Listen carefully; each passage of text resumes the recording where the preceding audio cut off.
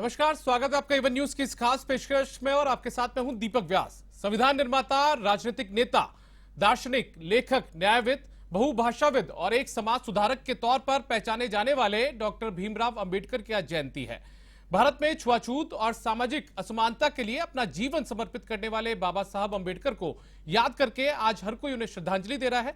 लिहाजा आज ये भी जरूरी हो जाता है कि बाबा साहेब अंबेडकर को उनकी जयंती पर याद करते हुए हम ये भी मंथन और मनन करें कि उनके निधन के करीब 66 साल बाद क्या हम उनके बताए विचारों और सिद्धांतों को सही ढंग से अपना रहे हैं या फिर नहीं, क्योंकि सही मायनों में उनके बताए सिद्धांतों और विचारों को अपनाना ही उन्हें सच्ची श्रद्धांजलि देना होगा। सवाल आज यह भी उठना लाजमी है कि अंबेडकर के नाम पर सियासत करना कितना ठीक है।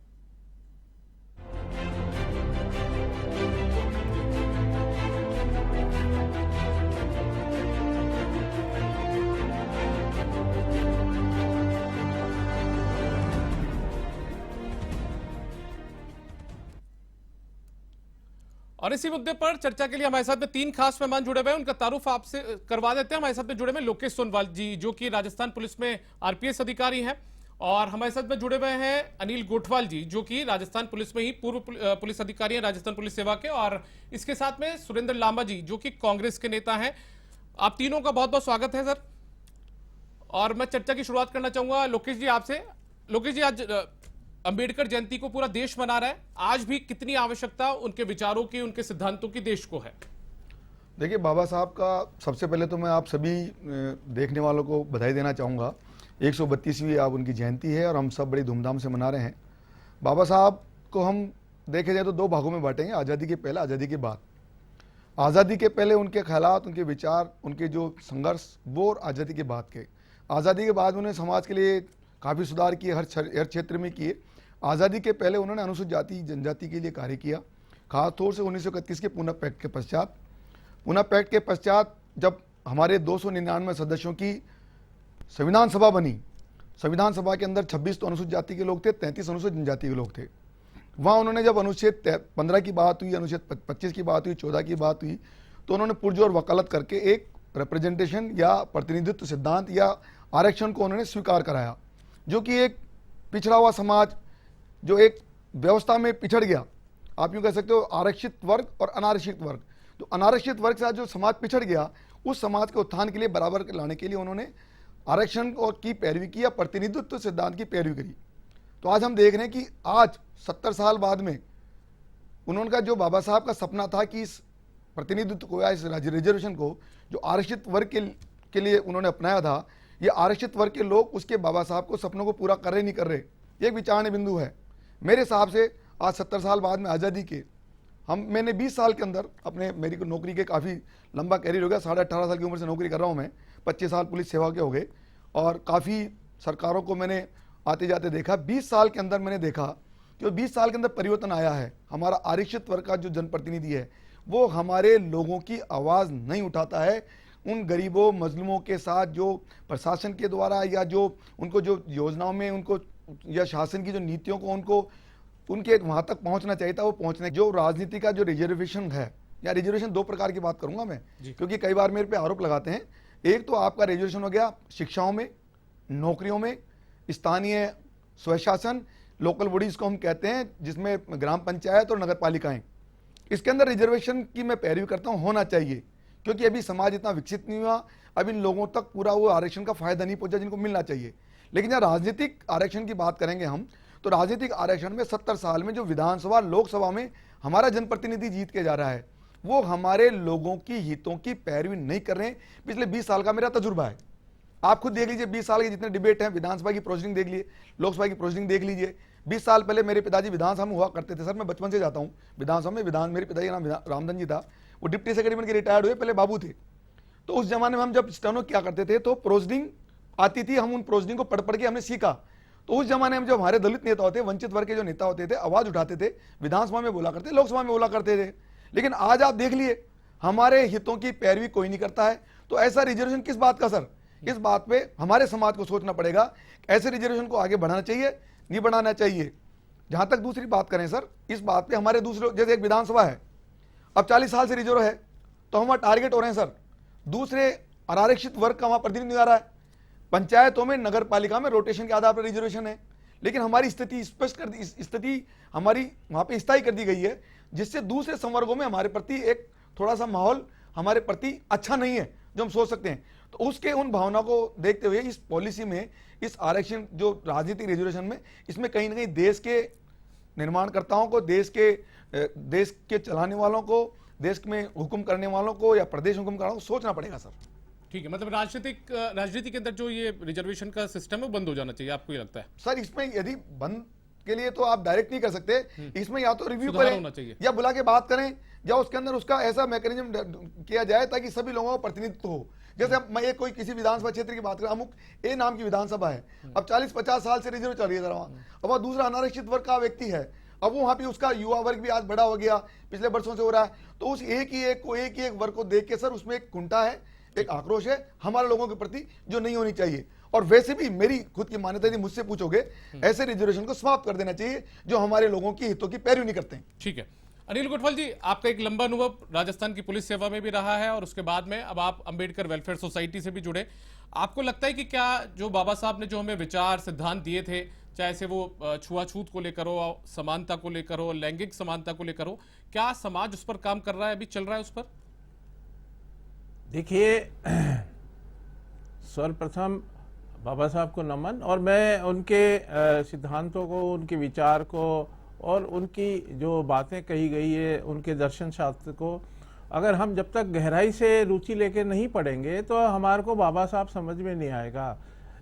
मेरा ये मानना है कि जैसा अभी लोकेश जी बता रहे थे आरक्षण की, दुर्भाग्य है कि बाबा साहब को सिर्फ आरक्षण तक ही सीमित कर दिया गया। मैं ये कह रहा हूँ कि उन्होंने संविधान निर्माता के रूप के अंदर समग्र समाज को एक होकर उस बालक को, उस व्यक्ति को, उस जिसने कि बचपन के अंदर अस्पृश्यता का, अनटचेबिलिटी का खुद ने ऐसा भोगा। एक मैं इंस्टांस देना चाहता हूँ कि वो जब पढ़ाई कर रहे थे, गर्मियों की छुट्टियां होती स्कूल की, उसके बाद में वो अपने पिताजी से जो वो एक नौकरी पे कर रहे थे तो उनसे मिलने गए। तो उस समय टेलीग्राम तार, मोबाइल वगैरह नहीं थे, तो उन्होंने चिट्ठी लिखी कि हम इस तारीख को आपसे मिलने आ रहे हैं। वो दोनों भाई मिलने गए तो रेलवे स्टेशन के ऊपर वहाँ स्टेशन मास्टर के पास पहुँचे तो रात हो गई थी, तो वहाँ उनको कोई सवारी नहीं मिली। उन्होंने एक तांगा किराए का करके और अपने पिताजी के पास मिलने गए। रास्ते के अंदर आप देखिए कि उन बालकों को उस व्यक्ति ने, उस तांगे वाले ने यह कहकर रात में उतार दिया कि आप तो अनटचेबल है, आपने मुझे पहले क्यों बताया। रात को पैदल वो दोनों भाई अपने पिताजी से मिलने गए। बाय द वे उनकी चिट्ठी टाइम पे नहीं मिली थी, इसलिए पिताजी को सूचना नहीं हुई। तो ये एक बेइज्जती का और एक ऐसे अनटचेबिलिटी का उन्होंने माहौल देखा। अब मैं इस पे आता हूँ कि इतना सब कुछ सहने के बाद और इतना पढ़ा लिखा, आप देखिए कि एशिया के पहले पीएचडी होल्डर थे उस समय जी, कोई उनके मुकाबले बैरिस्टर नहीं रहा, उन्होंने पीएचडी किया इकोनॉमिक्स में। आप ये देखिए कि उनकी सोच ये उस बालक के प्रवृत्ति में आई कि जब वो 1917 में लंदन स्कूल ऑफ इकोनॉमिक्स में पढ़ने गए, वहाँ 6 साल का कोर्स था पीएचडी करने का, तो उन्होंने 2 साल के अंदर कोर्स कंप्लीट किया। और वो सुबह लाइब्रेरी में 8 बजे जाके सबसे पहले पढ़ने के लिए पहुंचते थे और रात को 8 बजे वो सबसे लास्ट में निकलते थे।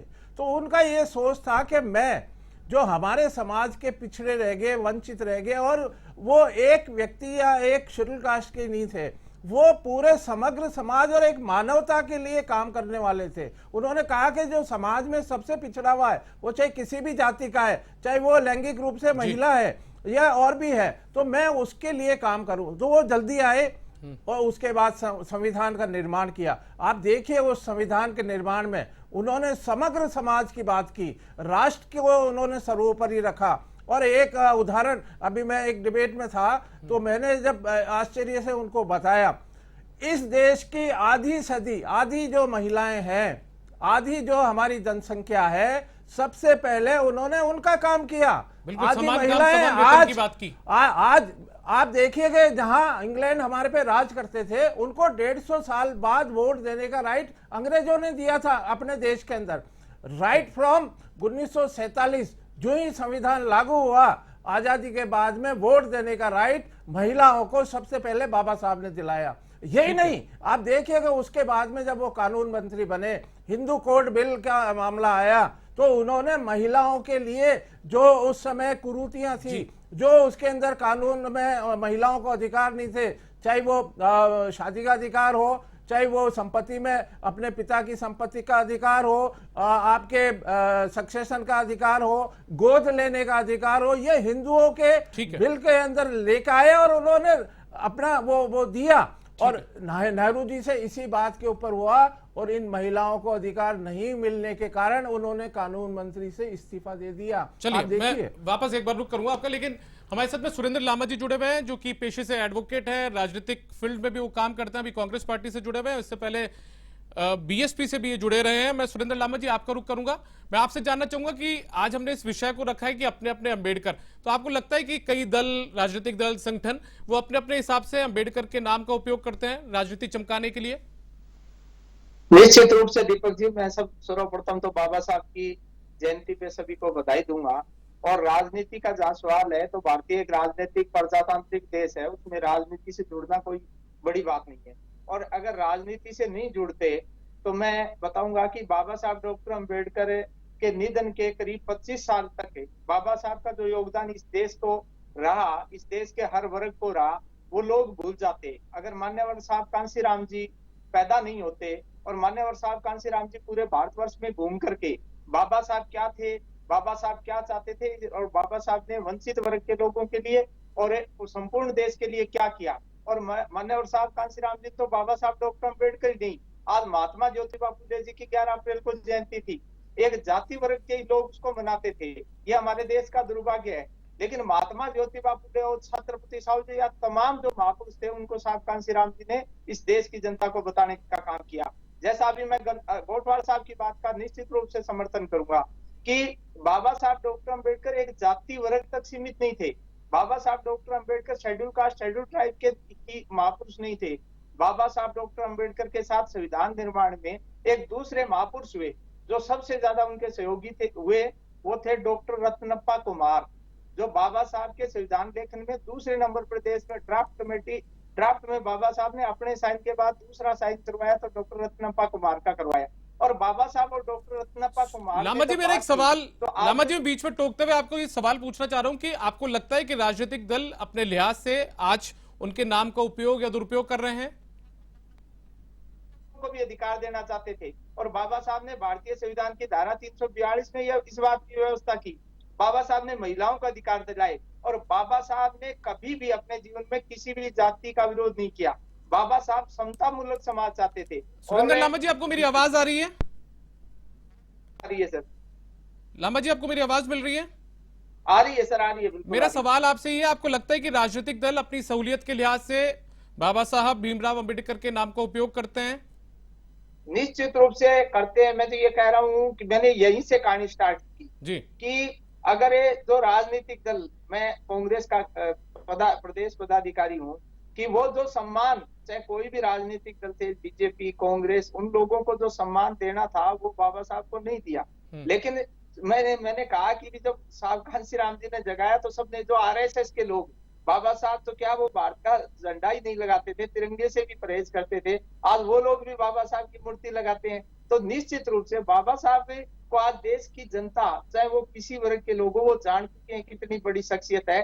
तो वो बाबा साहब के नाम से जब राजनीतिक दल है तो स्वाभाविक सी बात है। लेकिन सवाल इस बात का नहीं है कि बाबा साहब की फोटो लगाओ, जयंती बनाओ। 365 दिन जिंदगी में, मैं अभी लोकेश सोनवाल साहब ने बहुत शानदार बात कही थी कि हमारे जो वंचित वर्ग के, आरक्षित वर्ग के लोग हैं, वो भी बाबा साहब तो करते हैं, लेकिन जिस समाज के लिए जो बाबा साहब की सोच थी उसके अनुरूप कोई काम नहीं करना चाहता। वो एक दिन जय भीम करते हैं, लेकिन बाकी 365 दिन जहाँ हम लोग, चाहे हमारे नेता है, हमारे अधिकारी है, हम जिन कुर्सियों पे जाके बैठते हैं, वहाँ हम गरीबों की, वंचित वर्ग के लोगों की बात नहीं करते, उनके हक अधिकारों की बात नहीं करते। मैं आपको रोकना चाहूंगा लामा जी, यहाँ पर फिलहाल वक्त एक छोटे से ब्रेक का है और ब्रेक के बाद भी हमारी जारी है। और अब इस चर्चा में हम रुक करते हैं लोकेश सोनवाल जी का। लोकेश सोनवाल जी, बाबा साहब ने आरक्षण का प्रावधान किया, आरक्षण लोगों को मिला, वंचितों को, जो दबे हुए और कुचले हुए लोग थे, उनको आरक्षण का लाभ मिला। लेकिन आपको लगता है कि अब आरक्षण के नाम पर एक जो धड़ा है वो लगातार उनका पीठ पीछे भी विरोध करता है? आप सही कह रहे हैं सर, लोकतंत्र के अंदर हर प्रकार के विचार आते हैं। अभी लांबा साहब ने बहुत अच्छी बात की, काशीराम जी का जिक्र किया सर। आप ये देखिए, उस विरोधों की बात से एक मैं आपको उदाहरण समझाता हूँ। यूपी के अंदर जब बहन जी मायावती जी पावर में आई पहली बार, तो एक कुछ लोगों के लिए उन्होंने एक नारा बनाया। उस नारे के बाद में उन्हीं लोगों ने उनको समर्थन देके मुख्यमंत्री बनाया। मुख्यमंत्री का पद तो रिजर्वेशन का नहीं होता, आरक्षण का नहीं होता है। उसके बाद 3 बार उनको लगा कि मुझे सभी समाज के लोगों साथ लेके चलना है, तभी मैं बाबा अंबेडकर साहब के सपनों को साकार करूंगी। बाबा अंबेडकर साहब चाहते थे कि ये वंचित वर्ग, ये जो पिछड़ा हुआ वर्ग शासक बने। अब शासक बने तो शासक में एक वर्ग, एक समाज के लोग ही शासक नहीं बन सकते हैं जब तक आप समाज के सभी लोगों का समर्थन प्राप्त नहीं करें। तो बहन जी ने फिर दोबारा जब दूसरे टर्न में आई, तीसरे में आई, चौथे में आई, तो सभी संवर्गों के साथ लेके आई। जो उनका पहला टेन्योर था, उस टेन्योर में जो उन्होंने एक नारा दिया था, उस नारा को छोड़ना पड़ा। आपने काशीराम जी का जिक्र किया, लांबा साहब ने, काशीराम जी ने बहुत पहले कह दिया था राजनीति से आरक्षण समाप्त होना चाहिए। राजनीति में आरक्षण में आप सही कह रहे हैं कि राजनीतिक आरक्षण पार्टियों के आधार पर हो गया। पार्टी अपने अपने हिसाब से देखती है अपने अपने कैंडिडेट का। जब वो पार्टी का कैंडिडेट होगा तो वो एक वंचित वर्ग की आवाज नहीं उठाएगा। तो आज की तारीख में ये मान के चलता हूं कि दोबारा लांबा साहब ने भी कहा कि हमें दोबारा, क्योंकि मेरे शब्दों को या मेरी बात कहियों को लोग गलत इंटरप्रेट करते हैं। मैंने कहा कि शिक्षा में, नौकरियों में, स्थानीय निकायों में, पंचायत राज में रिजर्वेशन रहना चाहिए, क्योंकि वहां पार्षद बनता है, पंच बनता है, सरपंच बनता है। नौकरी में गरीब बच्चा अपनी नौकरी के लिए आता है, और उसको जब एजुकेशन में भी जो अपनी गरीब आदमी पढ़ नहीं पाता तो आरक्षण मिलके वो अपनी शिक्षा प्राप्त कर लेता है। लेकिन ये एमएलए एमपी हैं सर, ये कहीं भी आज की तारीख में पिछले 20 साल का आप रिकॉर्ड निकाल लीजिए, इन्होंने संसद में कितनी बार बोला, विधानसभा में कितनी बार बोला। तो इस पे कहीं ना कहीं रिव्यू होना चाहिए सर। और ये या तो रोटेशन सा हो, या मैं मान के चलता हूं, मैंने पहले जो कहा कि इसकी आवश्यकता अभी हमें नहीं है। ठीक है अनिल गुटफल जी, आपने बहुत विस्तृत रूप से, विस्तार से समझाया बाबा साहब के बारे में। मेरा एक सवाल आपसे है कि लैंगिक समानता को लेकर भी आपने पहले बात की कि उन्होंने क्या कुछ मूवमेंट शुरू किया, तो आपको लगता है कि क्या ये तमाम जो चीजें हैं वो आप समाज में देखने को मिल रही हैं? लैंगिक समानता समाज में आपको देखने को मिली है आज तक, या छुआछूत खत्म हो चुका है? देखिए, जो वर्ण व्यवस्था है भारतीय इसके अंदर, संस्कृति के अंदर 4 वर्ण है। ये वर्ण व्यवस्था जब तक खत्म नहीं होगी, उन्होंने एक वो बताया था कि जाति विहीन समाज की स्थापना के आधार के ऊपर अगर इस संविधान को लेकर चलेंगे तो देश और राष्ट्र हमारा सबसे आगे होगा। लेकिन आज भी दुर्भाग्य है कि जाति व्यवस्था अभी खत्म नहीं हुई है। उन्होंने एनिलिएशन ऑफ कास्ट ऑफ सिस्टम लिखा। उन्होंने अब आपको उदाहरण दूंगा, 1936 के अंदर एक जाति पाति तोड़क मंडल बना था लाहौर के अंदर, उनको बुलाया गया था। उनको बुला के ये भाषण देना था कि भाई ये जाति व्यवस्था के ऊपर इसको कैसे खत्म किया जाए। आप ये मान के चलिए, तो उस व्यवस्था में एक कुमाऊं समाज के, प्रजापत समाज के अध्यक्ष थे। उन्होंने कहा कि आप पहले, हम अध्यक्ष बना रहे हैं, आप हमारे को भाषण लिख के भेजिए। जब उन्होंने भाषण दिया और हिंदू धर्म की जो व्यवस्था थी उसके ऊपर क्वेश्चन उठाए, तो उन्होंने वो जब भाषण लिखा हुआ पहले भेजा तो उन्होंने उस प्रोग्राम को ही कैंसिल कर दिया।